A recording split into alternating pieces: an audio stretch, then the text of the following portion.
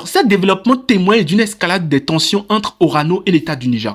Très clairement, la France, d'un point de vue géostratégique, est en train de perdre du terrain sur les ressources minières, donc d'un point de vue économique, parce qu'il faut savoir que l'uranium s'échange sur les cours des bourses internationales, et que l'uranium est recherché beaucoup plus aujourd'hui à une époque où nous sommes à l'ère du retour de la guerre en Europe et d'un changement inévitable qui est en train de se passer un peu partout dans le monde, notamment au Moyen-Orient avec la guerre entre Israël et tous les autres belligérants, parce qu'ils sont plusieurs aujourd'hui. Il y a la Syrie, il y a le Liban, il y a également aussi l'Iran, que vous savez très bien. Et face à tout cela, sans parler de la guerre en Ukraine, bien évidemment, le besoin en uranium est en train de monter parce que tous les États sont en train de prendre des dispositions. Et quand je parle du besoin en uranium, il faut reconnaître que ce n'est pas que pour aller fabriquer des bombes atomiques. Non, pas du tout.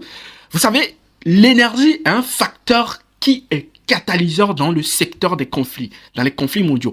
Ceux qui détiennent plus d'énergie ont la capacité de produire beaucoup plus. Et la France a un État qui fabrique son énergie beaucoup plus à base d'uranium. C'est un État nucléaire.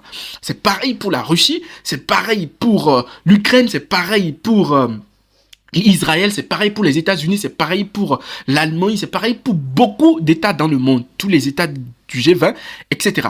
Et donc l'uranium, on en a besoin pour fabriquer de l'énergie, l'électricité, sans laquelle les industries d'armement ne sauraient tourner. Aujourd'hui, dans les médias, on parle beaucoup du retour de la guerre en Europe.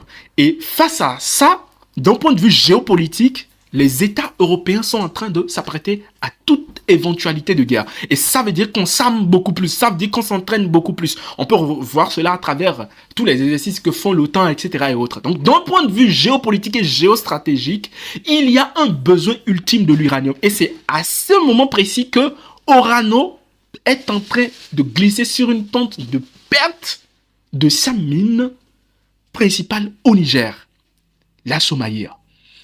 Qu'est-ce que cela engendre pour la France? La France est-elle en danger? C'est une question qui se pose. Vous pouvez nous donner vos avis dans les commentaires. Une chose est quand même certaine. Cette affaire qui est en train de se développer va avoir beaucoup de rebondissements.